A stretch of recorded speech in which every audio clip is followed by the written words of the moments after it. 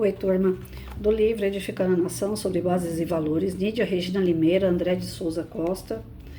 No 10º capítulo, Política com Alma Feminina, Acolher, Cuidar e Transformar Realidades, Celina Leão. Na 8ª parte, Missão e Vocação Pública. Nem toda liderança nasce de um plano de poder. Algumas nascem de um chamado. A política, quando exercida com alma, é mais do que uma carreira, é uma missão. É uma vocação que exige entrega, renúncia, coragem e um senso profundo de responsabilidade com um destino coletivo. E como toda vocação, ela não é movida pela busca de aplausos, mas pela consciência do dever. Servir ao público não é o mesmo que ser público. Quem serve entende o que se faz entre gabinetes e ruas, molda a vida de milhões. Cada ato de governo é uma semente lançada no solo da história.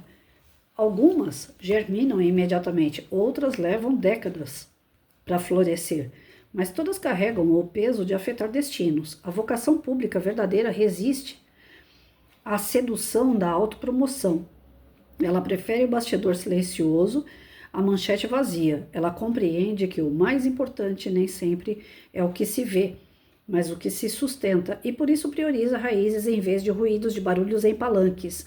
Essa vocação nasce muitas vezes da dor que vemos nos outros, da indignação que sentimos de testemunhar as injustiças, da esperança que se recusa a morrer.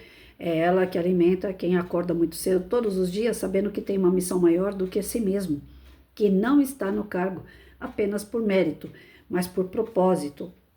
A fé tem papel fundamental nesse caminho, porque é ela que dá sentido ao invisível, que fortalece no cansaço, que ilumina quando a política se torna obscura. A fé lembra que o poder é transitório, mas que a dignidade é permanente, que mandatos passam, mas valores ficam. Sempre acreditei que a política deve ser uma extensão daquilo que se é. Não se trata de criar um personagem para agradar o público, trata-se de alinhar o que se faz ao que se crê, de agir com coerência, de dormir em paz com a própria consciência. Essa é talvez a maior liberdade que se pode ter na vida pública, a de pertencer fiel a si mesma, mesmo sob pressão. Missão e vocação são irmãs da responsabilidade. Elas não aceitam atalhos, mas nem justificam erros com conveniência. Exigem preparo, consciência, discernimento e, sobretudo, humildade. A humildade de ouvir, de reconhecer limites, de ser mesmo quando não há holofotes. Na vida pública, muitos entram por ambição, poucos permanecem por vocação. E são esses poucos que mudam o curso da história, porque não fazem por si, fazem pelos outros. E é isso que dá sentido à política com alma.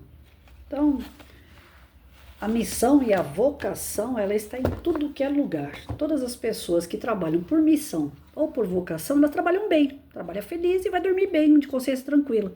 Agora, a grande parte, infelizmente, entra na política, não é nem por missão e nem por vocação, entra por ambição.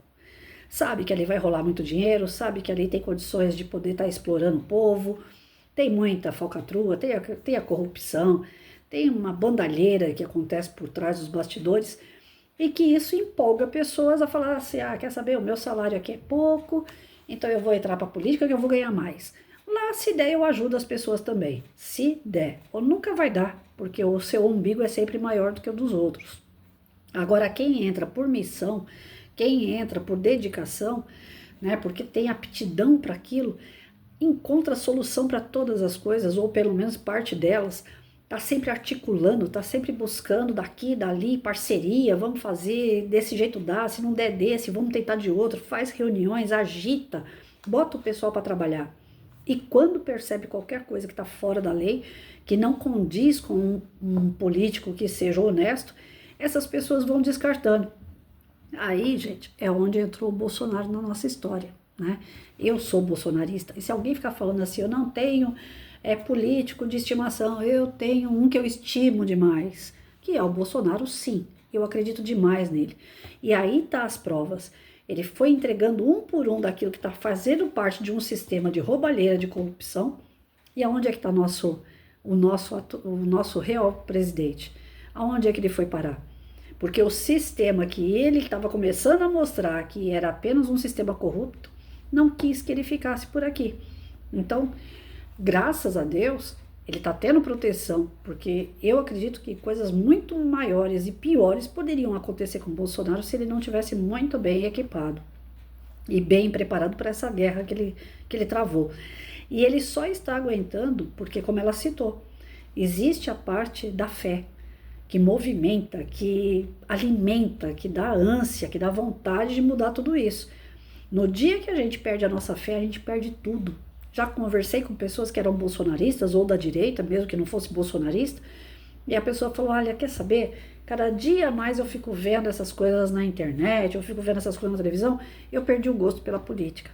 Gente, se a gente estando nela, trabalhando por ela, levando as pessoas, né, o abrir, o despertar da consciência, ainda tá difícil, imagina se a gente parar então. Quem começou com tudo isso tá preso, tá esperando que a gente também tome atitude. Ah, mas algumas pessoas tomaram atitude, foram presas, foram perseguidas, estão sendo perseguidas até hoje. Se a gente fechar os olhos e fingir que não tá vendo nada, a gente não vai ser perseguido, mas a gente vai viver dentro de uma concha, né? Vão conseguir nos enjaular. Vai chegar, realmente, eu tô vendo que vai chegar o momento, não é uma conspiração, não é nada disso não, mas eu tô vendo chegar o momento que nós não vamos ter mais para onde partir, né, não, o que fazer. Então vamos ter que continuar tentando, porque se parar vai ficar pior.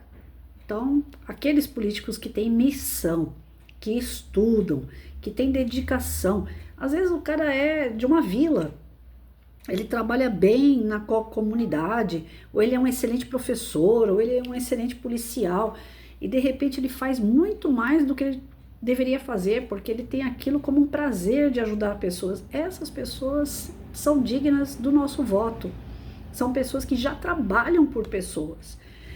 A nossa maior frustração nas últimas eleições, aí, não digo só a última, mas as últimas, é que muitos dos políticos que entraram eram políticos que tinham valores, eram políticos que tinham seu destaque na sociedade, na sua profissão, e entrando lá sucumbiram. Isso pode acontecer. Agora imagina, aquele cara que está totalmente preparado, que sempre fez o bem, sucumbe. Agora imagina aquele que não tem preparo nenhum, então. Aquele que nunca soube fazer o bem para ninguém de jeito nenhum. Esse cara vai fazer lá dentro, gente, como político? Não precisa de muito, né, pra gente saber que não.